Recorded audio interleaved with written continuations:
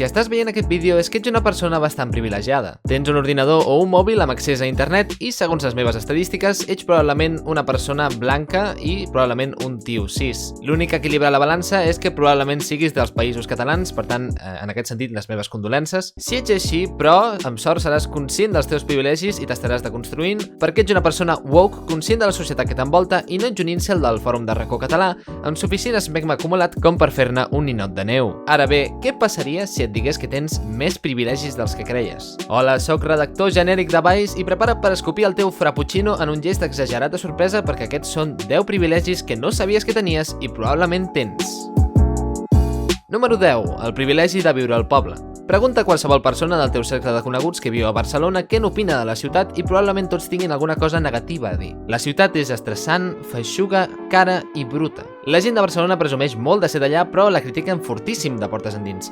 Una miqueta com fan els universitaris, la militància de la GERC o la gent catalana en general. Per això, la gent que viu al poble té uns privilegis que la gent de ciutat anhela. Aire lliure, zones verdes, embotits i verdures de qualitat, zero superilles, gent molt vella i, per tant, gent molt amable que et dirà carinyo i segal quan entris a comprar queviures a l'únic supermercat del poble. Val, d'acord, probablement tota la feina i tots els estudis segueixin estant a la capital. Però saps què té també Barcelona? Estrès, balcons on no hi toca el sol 23 de les 24 hores del dia i Javier Cárdenas. Per tant, al final, qui hi surt perdent?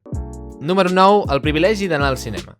Tenint a l'abast infinites opcions per veure pel·lícules pirata o pagant la subscripció a plataformes de videodemanda, el fet que encara hi hagi gent que vulgui veure una pel·lícula fora del confort de casa seva i pagant fins a 10 euros per l'entrada és un privilegi a l'abast de molt pocs. Aquí a baix no volem jutjar ni generalitzar, però les persones que van avui en dia al cinema es podrien reduir a 3 grups: cinèfils snobs, jubilats i preadolescents que van més calents que els micos i busquen la penombra en una projecció de cap vespre per magrejar-se. Aquest privilegi d'anar al cinema només el supera un altre privilegi encara més exclusiu: el d'anar a una sala de cinema a veure una pel·lícula en català. Al número 8 tenim el privilegi de no tenir carnet. S'ha parlat molt del privilegi de tenir cotxe, però poc s'ha parlat del privilegi de no tenir carnet. És que imagina't ser el col·lega sense carnet, Vas de paquet a tots els llocs, no t'has de fer càrrec de despeses de manteniment del cotxe ni pagar cap assegurança, no condueixes per terrassa, per tant guanyes en salut mental, tampoc vas a l'autoescola, per tant deixes d'inhalar el tabac que fumen tots els professors d'autoescola perquè n'han de fumar, o sigui, està obligat per llei, estan obligats a fumar. Per tant, amics i amigues sense carnet, la pròxima vegada que pugeu a un segalers o a un tren de Renfe, xequegeu-vos els privilegis, vale? El número 7, el privilegi de poder menjar fruits secs.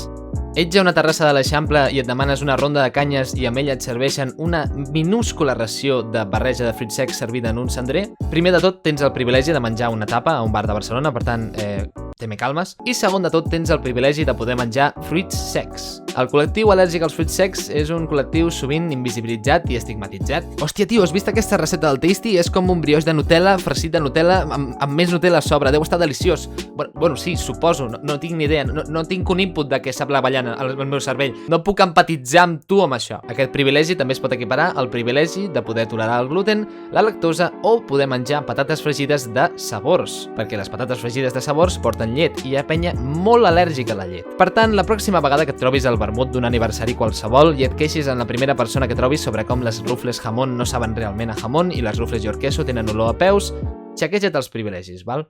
Número 6. El privilegi de treballar a un curro precari. Si treballes i ets jove, és probable que pensis que la teva qualitat de vida és una merda perquè per viure una vida digna hauries de tindre un sou més elevat i accés a lloguers més barats.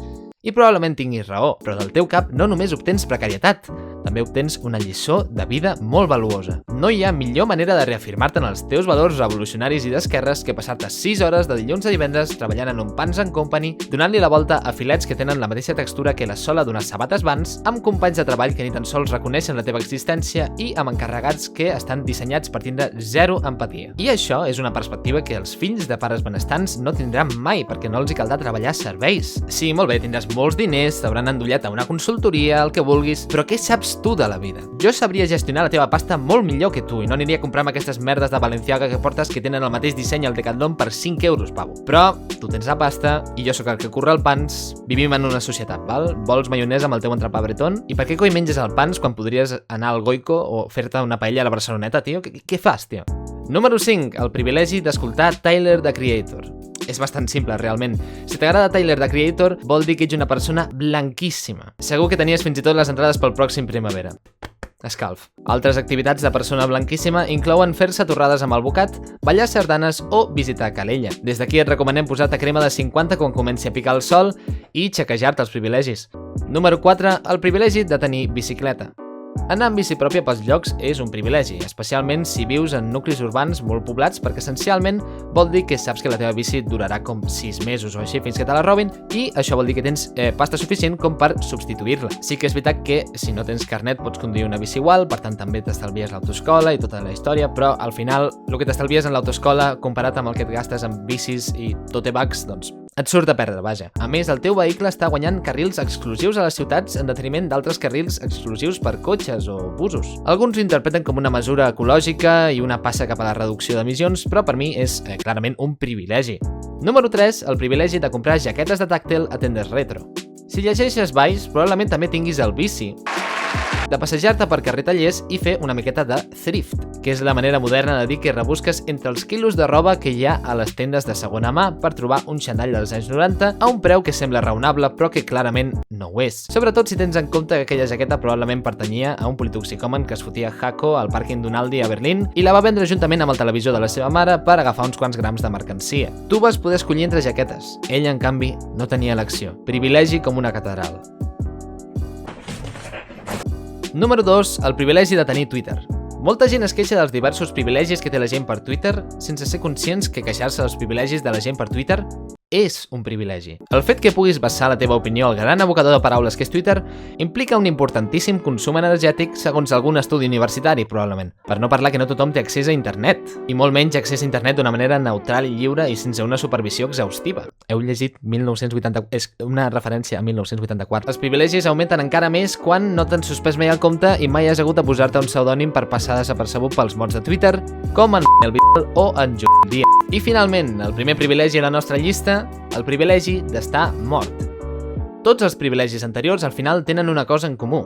Impliquen seguir estant viu. Amb la mort arribes a un estat on no et són rellevants ni els diners ni les possessions materials. Simplement estàs vibing durant tota l'eternitat. I no només això, sinó que li carregues el mort als que segueixen vius.